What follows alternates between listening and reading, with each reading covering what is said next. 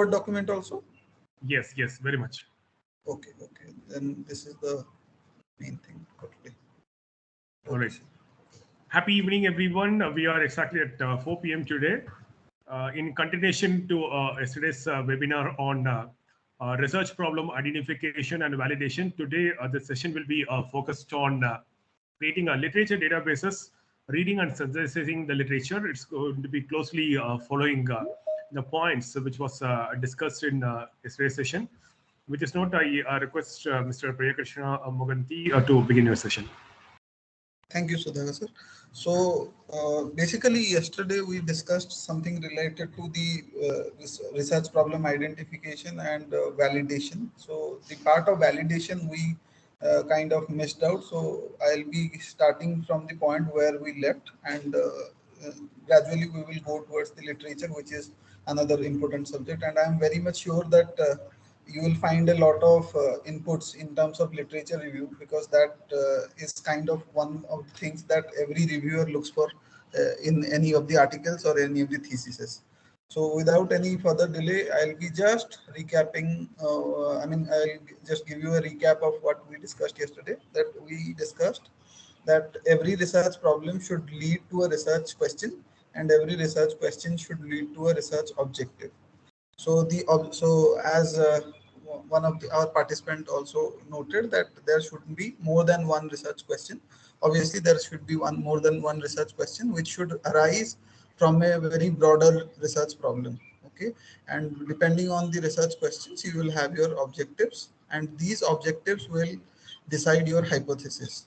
Today, we will discuss something related to the hypothesis also, because this is something that is based on the problem. Then your methodology we will be discussing in another another week's segment. So to just give you an hint of what hypothesis is, so there has been a lot of confusion regarding this term hypothesis. Somebody says that it is an assumption, somebody says that it is an assumption based backed by some of the literature. However, in a very scientific manner, if you have to say that what is a hypothesis, so a hypothesis is so please note down this thing, so because this is going to come more often in your like future period of time. So a hypothesis is nothing but a statement that relates the indirect variable, or sorry, that relates the dependent variable to the independent variable. Okay, so a hypothesis is nothing but a statement that relates the dependent variable with the independent variable. More often than not, I have seen hypothesis which is wordy, lengthy, and too much filled with concepts. So you have to note the particular thing, that one hypothesis will have dependent variable and independent variable. So to give you an example, that rain causes temperature decrease in temperature. So here rain is an independent variable, and this one temperature of a place is a dependent variable. So temperature of the place is dependent on the independent variable, which is on rain. So this is a hypothesis. Now this hypothesis is backed by some of the literature. Okay, so hypothesis is a statement that is that connects the independent variable with the dependent variable, and is backed by some of the literature. Now what do you do basically in this hypothesis, like how come you come from the objectives to the hypothesis part? Now see, suppose your objectives, so basically we'll start with the problem. So there is let's say there is a problem of what do you say, there is a problem of again I'll take the same example. There is a problem of like inbound tourism to India is less. Okay, so the problem is inbound tourism to India is less. So the research question will be to develop the strategies, which will enhance the tourism inflow to India. Okay, so the research problem is the inbound people or the inbound tourist numbers are less, and the questions will be so how can we enhance the number of tourists that are coming to India. The objectives will be to define or to develop strategies to enhance the tourism inflow to India. Then this is the objective. Now based on these objectives you will do the literature review. Okay, and once you have done the literature review, you will come to an conclusion that through international marketing or through international collaboration, we can increase the number of tourists to inbound tourists to India. So so here you can see that this hypothesis is based on the this is a statement that says that if you do international collaboration, so international collaboration is an independent variable. Then if you do international collaboration, then the number of tourist inflow, which is the dependent variable, will increase. So very clearly, based on your objectives, the working hypothesis or the conceptual hypothesis will be made. This is the hypothesis that we are going to test. I'm talking about the quantitative research.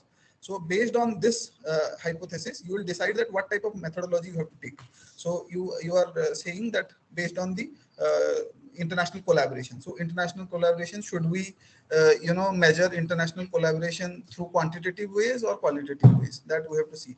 And then how come we are measuring the inflow of tourists? So if it is statistics, so then quantitative. So we have to define a particular paradigm, or we have to decide on a particular paradigm that will be our methodology. Once we decide the methodology, suppose we decide that we are going to have a quantitative methodology to to test this hypothesis, then we will be putting a quantitative hypothesis testing method, which will be ANOVA. Okay, so based on your research problem, your research question, and based on your research question objectives, from objectives to hypothesis, from hypothesis to methodology, and from methodology to methods. So get this thing very clearly. Now, this is something which is again very much important. And if you are in the beginning stage of your PhD, or if you are about to start writing of your paper, then this is very much important. And the concept is narrowing down, or deductive research also we say it in scientific language. We call it as deductive research. So this is something that happened to me, that I after resigning from IRCTC where I was doing job, I thought that I will do research. Now I was very much passionate about so I am from Odisha, and as you know that Odisha at that time, now it is a little bit better, but at that time Odisha was the biggest poverty stricken state in the country. And that's why I was very much so in my childhood also I have seen poverty very closely. So I was very much passionate about the problem of poverty. But I am a tourism researcher, so how can I relate the problem of poverty to tourism? So my initial so just like an amateur researcher, what I decided that I will test the poverty relationship between tourism with the poverty. So I started writing about tourism and poverty. But I saw that more often than not, my papers were getting rejected. In most of the good journals, then my papers were getting rejected. And I did not know why it is happening, because I was reading almost, I read almost around 200 articles. My writing skill was fairly, I mean, my skill was fairly better, but still my papers were getting rejected. So then I was thinking that what is going wrong. So I came to Institute for Social and Economic Change in Bangalore, and I consulted one of the greatest researchers who inspired me in the later stages of my research. And he said that poverty is something which is very huge. So there are many aspects of poverty that you can study. So which aspect are you asking? Then I was curious to know that what are the aspects really. Then he told that you go back and study what are the different aspects of poverty. Then I started getting into poverty, literature about poverty. And then I found out that, okay, there is deprivation, there is inequality, there is freedom of choice by Amartya Sen, there is random experiment theory by Abhijit Banerjee, Esther Duplo, and there is problem of employment. Sorry, there is one solution of employment. So there are different aspects I found out. Now, in all these aspects, I saw that tourism is one of the labor intensive segments of the economy. So I thought employment will be one of the ways I can study the poverty aspect better.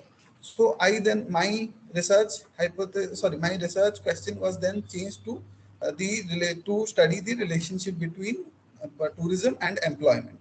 Okay, so that was much more narrowed down. But even then also I started writing paper on tourism employment. But you see, even after that also my papers were getting rejected. So I thought that again I'm making some of the mistakes. So again I went to JNU, and there I met some of the professors and who was doing research on employment. And I went to BB National Labor Institute. There also it's a premier institute for the employment studies. And there I found out that even employment has many of the aspects. So employment has organized sector or unorganized sector, formal labor, informal labor, sustainable livelihoods. So there are many of the concepts that I found that within the employment segment was there. So I decided upon after a brief period of no after a period of 6 months I decided. So by this time I had already lost from poverty to livelihood I had already lost 1 year of time. So even after I chose poverty, still it was not enough. Okay. So then again I went into the literature. I saw that even poverty has many of the issues like capital. Poverty has vulnerability issues. Sorry, livelihood has capital issues. Livelihood has vulnerability issues. Livelihood has, we will discuss it in other slide also. So there are many aspects of livelihood also that we can study. So which aspect of livelihood again we are going to study? So finally I found out that there is something called as the sustainable livelihood framework that I can study. So from this poverty to the sustainable livelihoods framework, which is a narrow framework defined, I mean, that framework has been developed by DFID, which is Department for International Development. So I contacted the people at DFID and I told that I am going to study this thing, and is my thesis correct, or is my research problem validated? So imagine a period of 1.5 year spent only to decide on the topic from poverty to sustainable livelihood. Then fortunately DFID people were so much humble enough that they replied me back that yes, it is a very good study and we will look forward to collaborate with you in future. So always there is a aspect of validation that you should be taking. So validation, as I say, it does not mean that you should take validation from each and every person. So not everybody is a researcher and not everybody is a researcher in your field. So there are people who can validate your research. So that is the last slide of this research problem aspect, and that is what I thought that it would be very much important. So if you are in a stage where you are not sure that what is happening and why your paper is getting rejected or your thesis is not getting, you are not moving on to the next step, then at that time you can go for the validation of your research problem. Okay, so everything goes back to the research problem.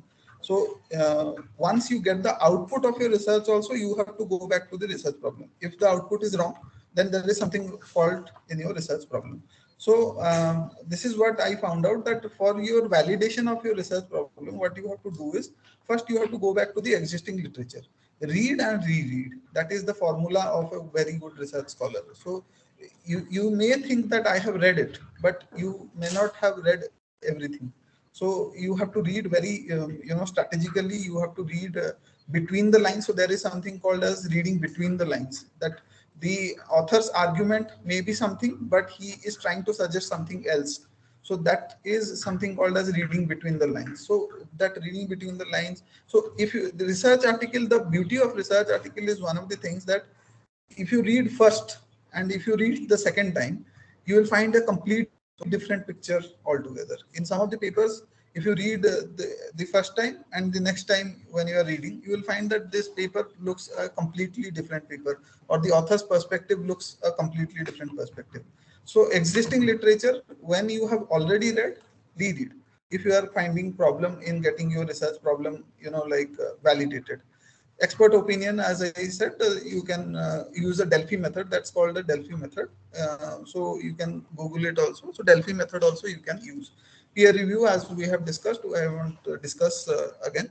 But something which I have not discussed is against the wind. So this is something which I have developed, that is one of the ways I validate my research problem. So against the wind means, so you are trying to say something, right? Suppose I am trying to prove that if we spend 10 percentage more on the marketing expenses of Indian Tourism Development Corporation, then the number of inflow will increase by 20 percentage. Okay, so this is my this is my with the wind. With the wind means this is my argument that I want to support. So I will go against the wind. So I will say that if we reduce the marketing expenses by 10 percentage, the number of so instead of marketing, if you are spending it in suppose public relation or banner putting or leaflets or international collaboration, then the number of tourist inflow will increase by 20 percentage. So against the wind means questioning your own, again re-questioning your own views. So that is something which is very critical. So a researcher is always having that bias inside them, that whatever you think is almost correct because you have put efforts to it, and that is not wrong. But many of the times this bias actually results in developing an arrogancy that that makes the researcher to pay a heavy amount in the later stages of time. So sometimes you can question your thoughts also, okay, and there is nothing wrong. You have to stand by your argument, but at the same time there is nothing wrong in going back and checking that if I was wrong or if other thing could have been done. Similarly, critics opinion. So if you are not very much critical about yourself, what you can do is to go and ask your critic. And who is your critic? So suppose you are in favor of X argument, okay.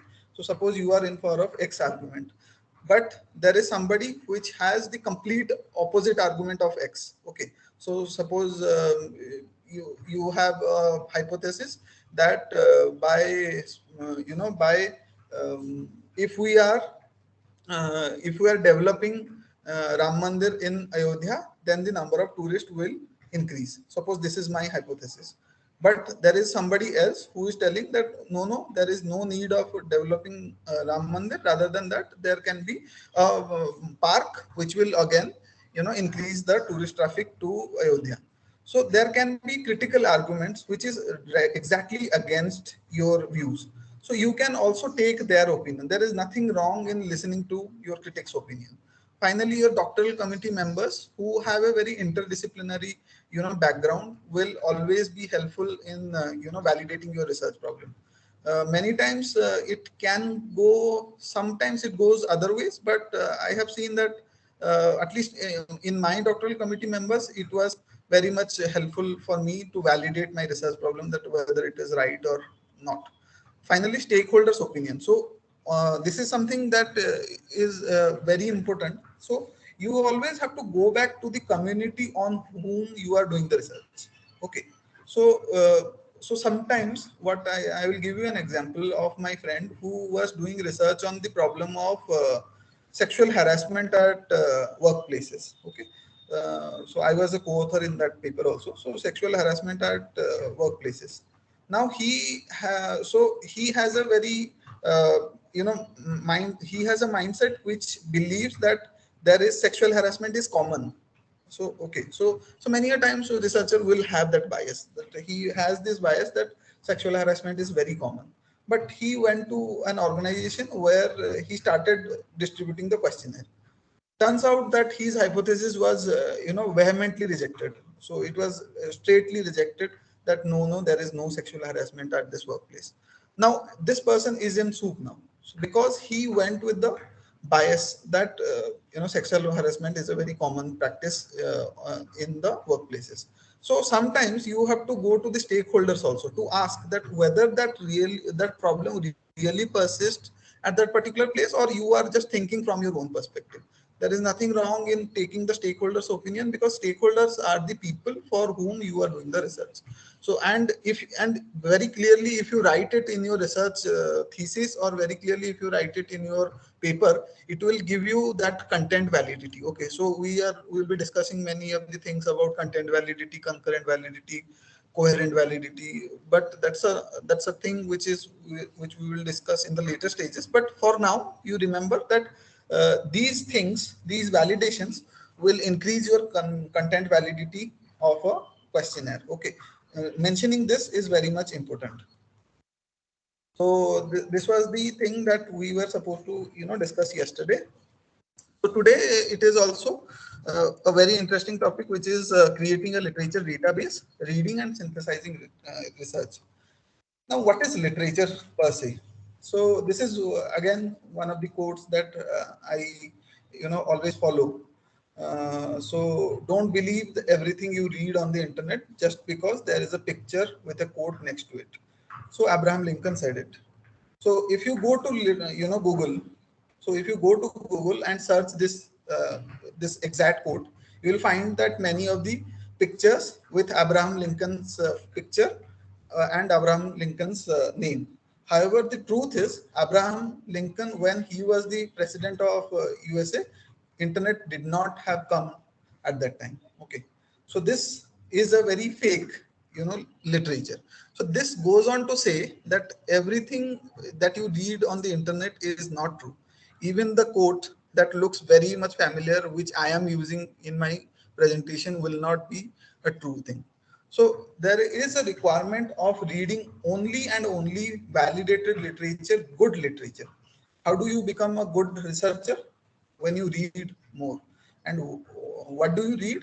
You don't read anything but good research or good papers or good articles or good journals. So we will decide that what is this good and what are the sources. So one of the primary things of literature is that where to get these literatures. Now literature, many of the times people confuse with secondary literature is the only literature that they can have. And I have seen in many of the times what happens is the researcher tells me that, sir, actually I have not asked the stakeholders, or I have not asked the community on whom I am doing the research. I have read it in the books. Okay, so at that time, that biasism, because of the secondary literature. So somebody in your field of research has written something in the journals, but you have not gone to the field. So they consider that only when they develop the questionnaire, they will go to the field. I think that is a very dangerous way of doing research, because that may happen, that may so happen that that person who did the research uh, in some period of time or at some situation, that situation may not persist now. Okay, so the situation changes, and there is something called a situational analysis also that every researcher should do before writing a paper. So if you are spending some time on writing a paper or writing the thesis, please make sure that you are going back to the field before that. So that is called as the study visit. Okay, that is called as the study visit or primary visit that you have to do. Okay, so there are primary sources of literature and there are secondary sources of literature that you have to consider while you are going to develop your literature, literature base. Please note that systematic literature will be discussed tomorrow. How to do it? There are many of the ways how you systematically synthesize your research, but that will be discussed tomorrow. Today we will discuss only about the sources of literature and why should you do literature review. Okay, so one of the primary sources is the direct personal investigation. Then direct personal investigation is something that you already know, so I won't go detail into it. It is just that you have to go to the field and personally you have to investigate, like a investigator, that whether that problem is really persisting or not. Then indirect oral investigation, so you can go to that place, but you may not be very much familiar to that place. So at that time you have to orally ask some other person that if it is true. Information through correspondence, you can send some of your person who you trust and ask that whether the literature that I am for reading is correct or not. Telephonic interview, then again you can get some of the literature there. So many of the time, one problem that comes with this literature is the problem of validity. So it is very much required. I think somebody's mic is on. Please, can you please?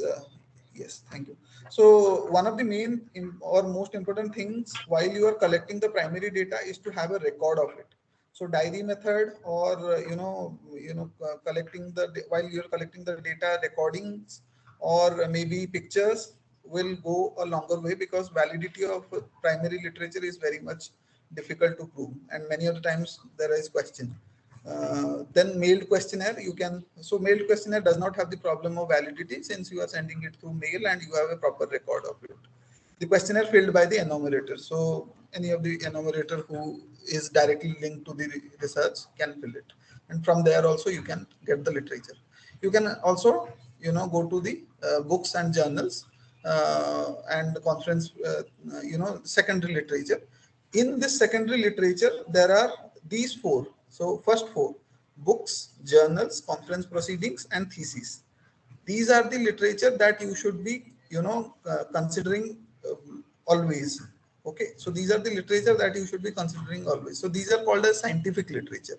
Others are not called as scientific literature. Others are called as the gray literature. Okay, so starting from here: government reports, magazine, websites, blogs, diaries. So many of our students do this mistake of quoting Wikipedia. So Wikipedia is not at all something which you should be quoting in your research, in your thesis or in your paper. So do not make the mistake of quoting Wikipedia. Or if there is no requirement, there is already a lot of literature in the journals. There is no requirement of quoting websites. I've seen many of the people quote websites and forget about the quote. I mean, forget about the referencing that they use for the websites. So there is no need. If there is already research in the journals, there is no need to consider these websites. Then blogs, diaries, all these things are called as the gray literature. Okay, please remember that these are gray literatures. These are scientific literatures. Purpose of doing literature review: to show the relationship between the previous theories or studies, find out information that already exists in your field of research, identify gaps in the literature, which is one of our topics that we'll be discussing, find the other people working in your field. This pertains to the aspect of networking. Okay, so whom should you network with? Many of the times people think that we will collaborate with somebody who has good reputation in the market. That's not the way how you collaborate. Rather than that, you should search for a person who has written in the same field in which you are doing your research. Identify major seminal works. So in which paper the definition has been mentioned, which is the highest cited paper, which is the least cited paper, which is the newest paper, which is the most oldest paper. So there has to be a proper chronology that you have to find while you are searching for a literature. Identify main methodologies. Okay, so this is also important. So there are two types of review that you say. So body literature and methodology literature. So again, I am telling that methodology is something that is very much essential, and hence after reading the content, you can go for the methodology also, that what type of methodology or epistemology or ontology that person is following.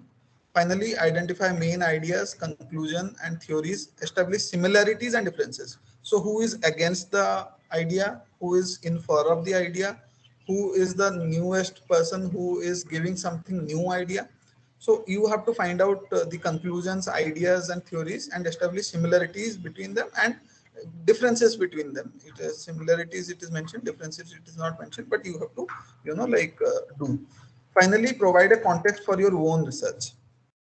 So you finally, what you have to do is to, uh, by doing all these things, finally you have to get the context of your own research. So I think we would be stopped. Okay, I will do one more slide, and we will be taking the questions because that is more important. And tomorrow, as scheduled, we will be doing the systematic literature review. So guidelines for literature review. So what are the guidelines that you have to follow? These are the common guidelines. There are other guidelines also that we will be discussing in this slide, but for now we will discuss this one. First thing that you have to do is to summarize the strengths and weakness of the study. Okay, summarize the strengths and weakness of the study. Now, what do you mean by summarizing the strengths and weakness of the study? So see that whether the paper is methodologically sound, whether the paper is well reviewed. So whether other people are citing it or not. Okay, so very critically you have to find out that what are the strengths of this paper and what are the weaknesses of the paper. Okay, then you have to limit the biases. So many of the times there is something called as the errors. So many of times what happens is that the researcher already have a preconceived notion in the mind. So while he is searching for the literature, it it is an it is an obvious thing that he will search for the literature that supports his or her own view. Okay, but one of the main objectives of research is to keep it unbiased, and that is why you have to limit the bias. Obviously you cannot negate all the biasism, but you have to limit your biasism. Then remember to cite properly. So every time I see that many of our new researchers or students, my students, what they used to do, that they will be reading the paper and they will forget it. So so next time when they're searching for the paper, it's not there in their database. So properly getting the citations either from Google Scholar or through EndNote, you have to keep the citations intact. Mention the paper's methodology analysis that we will be discussing in the next class, that how you have to make a particular like particular chart and make a particular Excel sheet. On that you have to write the methodology analysis instrument, so which type of instrument they are using and used.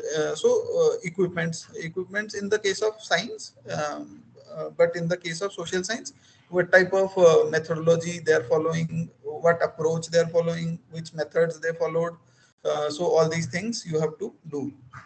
Then a literature review should be so title, abstract, index, introduction, corpus, bibliography. So it is basically the way how a literature like will be read.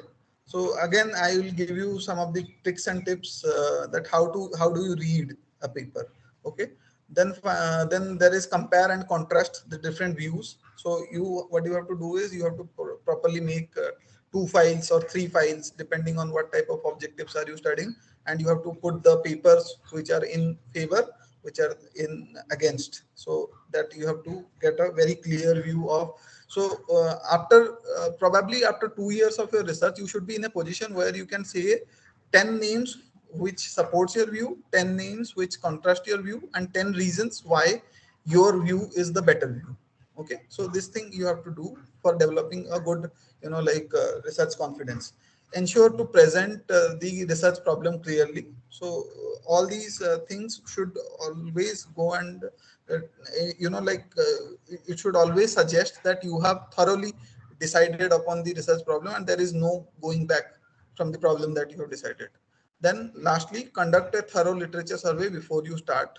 So it should come in the first only, but so conduct a literature survey before you start. So there is difference between literature survey and literature review. Okay, many other times people haphazardly collect the papers and start reading. So that is called as literature survey, not literature review. While you are doing a literature survey, you have to read a shallow read. You have to provide a shallow read. What is shallow read? Shallow read means just going over look. You are not going into the depth. You are just shallow. So your reading is very shallow. So you are just seeing that what is the surface, on the surface, if it matches your objectives or not. So once you do that, you decide that what should be your literature. Then you do the literature review. Okay. So this is what we will be discussing. I mean, we have discussed today. We discussed regarding the guidelines. We discussed something regarding the purpose. Then we saw that what are the literature studies. Apart from that, we also discussed regarding how do you validate your problem, and what are the sources, and which are the errors that you should negate or take care of while you are doing the literature review.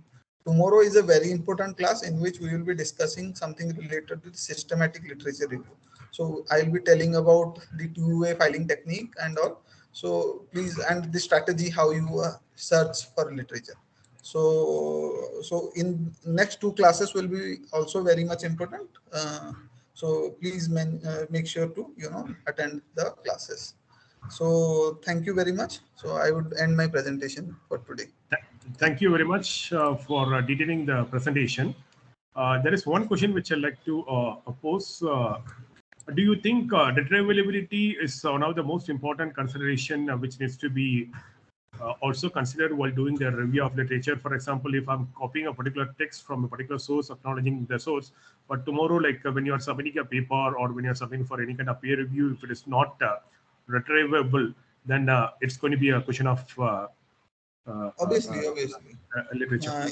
Yes, yes. So there is something called as that is what we are going to discuss. That there is something called as systematic literature review. Now, when you are doing a systematic literature review, it becomes an important part. Just like you keep the interviews intact, you have to keep the literature intact. So literature are nothing but, as we discussed in the previous slides, that primary literature and secondary literature. So while we are doing the literature review for the primary literature, we are very much careful. So we keep the records of it, we keep the database of it, or we keep the diary method. But for the secondary literature review, we just read it and quote it and finish. Many other times, so at the time of this has happened with almost all the scholars. You can see that the reviewer will ask that where did I say so. You take it from me that 90 percentage out of 100 percentage, your paper will go to a person who you have cited in the paper. So if you are publishing in the if you are publishing in a international kind of journal, 90 out of 100 percentage, the person who you have referred the most, he or she will read the paper, he or she will review the paper, because the stakes are very high at that time. So you cannot afford to have or you cannot have you afford to have a straight face that I do not have the literature stand, I just read it somewhere. You cannot say like that. So and that gives a very bad impression. So while I am also reviewing many of the papers, I see that I'll ask this question: where did you find this literature? So please cite the source. And at that time, many a times, the authors say that we are not able to trace, so we are changing the statement. Please don't do that mistake, because if I say this statement that I am changing the statement, I will reject the paper then and there. No questions asked after that. So Great, that would be the great, thing that I. uh, great. Are there any questions from the participants of today's webinar? Please unmute your mic. You can feel free to ask. We have exactly another 6 minutes more. Sir, I have a question. Vasumati Yeah. here. Yes, Yes, Uh, ma'am. Sir, when we are doing citing from a secondary source, for example, some person author had cited from a primary source, which we are again citing it. Do we have to give the reference of the primary source as well as the secondary source in our bibliography, or is it enough just in a reference list if we give only the secondary source from where we have taken the reference from? Okay, so there are two aspects of it, and it's a very good question, because there are two aspects of it. Sometimes a person reads something from other paper. Okay, so it happens like this. So A has written X as the argument, and B has written that argument. So I, as a researcher, is reading from B, not from A. So many of the times, the question is asked that which source shall I, quote, whether B or whether A.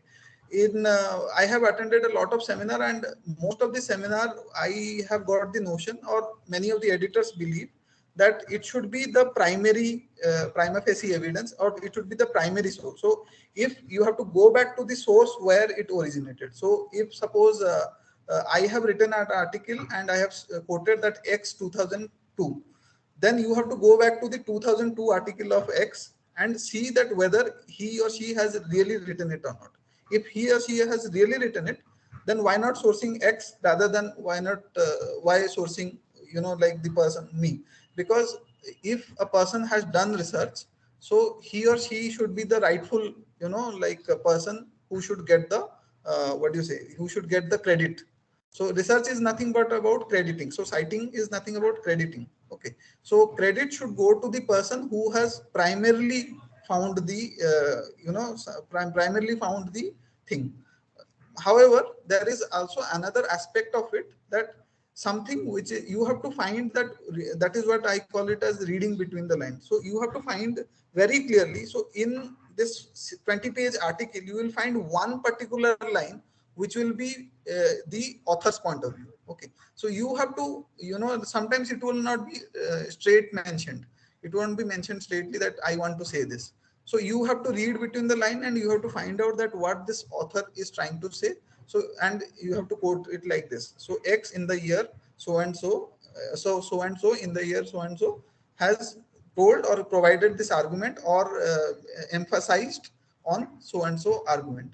So that gives the credibility, because when X reads it, X knows that okay, this person has read my work and has given my point of view.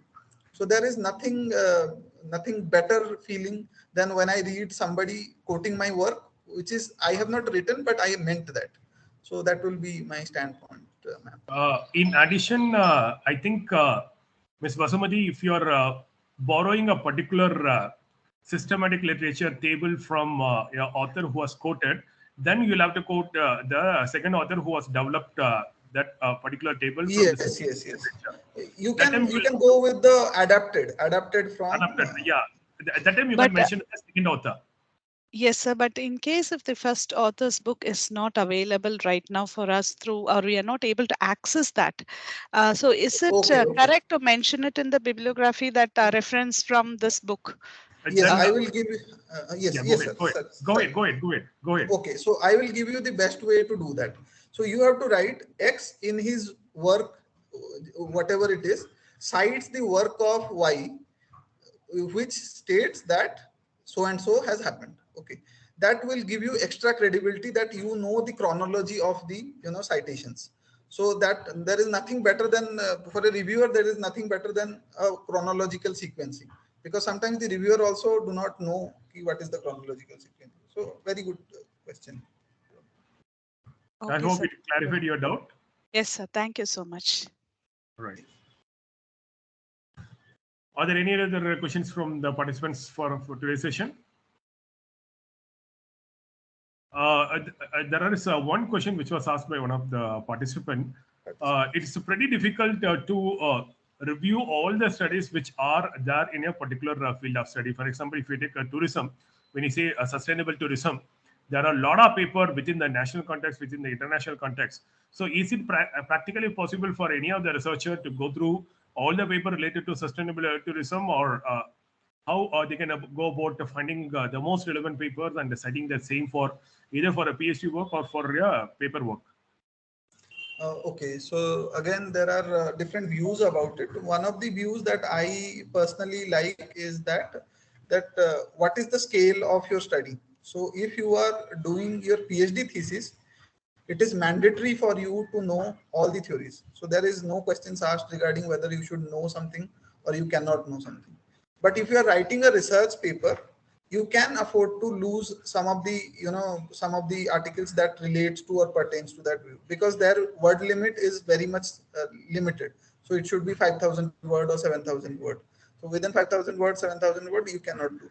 Having said that, you have to please all the researchers please note that in a journal article, one of the highlighting factors is that you should mostly cite the articles which is 10 years or before 10 years. So it should not be older than 10 years, provided it is not very much required in a particular article. So suppose you are quoting a definition, you can quote the definition of 1979. But if you are studying, if you are quoting something which is the finding should not be more than 10 years before. Okay, so you cannot cite. So suppose this is 2022, I can quote up to 2012. Okay, so any finding that you are quoting, you have to keep it narrow to 10 years time. So, and many journals mention it as such. Great, So that will be. great.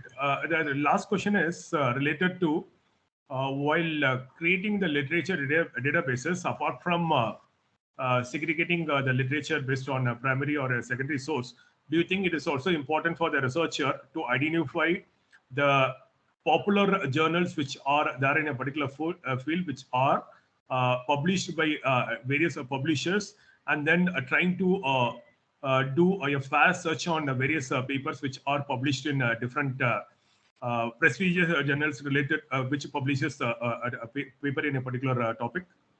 Yes, yes. So basically, this thing will help you not just in your thesis, but in your all kind of interviews also. So when you are searching for a job interview, I have sat in many of the job interviews, and most of the time, this is the question that is asked: that cite the name of the 10 journals or 5 journals that publishes your work, and cite the name of the 10 authors who are the primary authors in your field of study.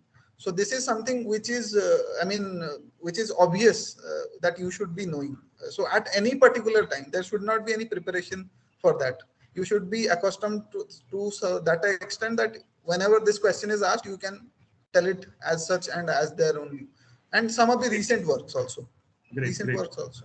If I ask you one tip for reading the literature, I see some of the scholars used to say that I started with this paper, I held up with my housework. I could not read in online. I really do not know how to complete this paper itself. So what's your recommendation? Do you recommend people reading online, having a highlight of the important points in a paper, or they should take down the notes, or how they should be able to read the literature? No, What is that the is tip you follow for reading the paper and then noting down the important? okay. So again, this is a very personal point of view because new age people are very much comfortable with the online reading online. I, as a researcher, or I have never seen a good researcher reading online papers. So because the highlight, so there is something called as passive reading and active reading. So in the case while you are reading from a hard copy, it is very active reading because you are directly engaging yourself in that. The problem with internet reading is that the moment you switch the tab, there is something else which is ready to take back your interest or take back your focus. So it is always preferable. I wish I could have shown you, but my room is full of my printouts that I have around 700 700 pages, 800 pages thesis that I have printed out. So I spend around, if not anything, not less than 2 lakhs rupees for the printing out only. So I could have purchased a printer. So every researcher Great. should have a printer as such. Definitely, If I have. definitely. And the last question is for synthesizing the summary of the literature. Do you think concept of mind mapping, basically write down different strengthness, weakness in a board, and then trying to draw a relationship Absolutely. would will definitely help the researchers instead of Absolutely. doing isolated studies, not drawing the correlation? Yes, yes, absolutely. So, researchers work. My guide used to say that a researcher is nothing but a advocate who is a good personal investigator. So it means that you have to be that confident that I have the so investigator has a lot of confidence because he has done the investigation. So you have to do proper investigation, and not just that, you have to properly develop your argument as well, like a lawyer. So how can you do that? Only when you have studied properly, plus you have synthesized your research properly. Just having the synthesis also is not enough. Just having the resources is also not enough. There are n number of resources you can read, but that won't be of use if you are not synthesizing it. So Great, yes, great. that. So with this a lot of discussions, we are concluding the session today. Tomorrow we'll be commencing at the same time at 4 p.m. the same link, and kindly submit your feedback and the learning of today's session in the link which has been shared in the WhatsApp group. Thank you all. Thank you, Thank you. Mr. Priya Krishna Mohandri, all the participants for taking time out, being a part of today's webinar. Thank you, Thank sir. you. Thank you. Yes.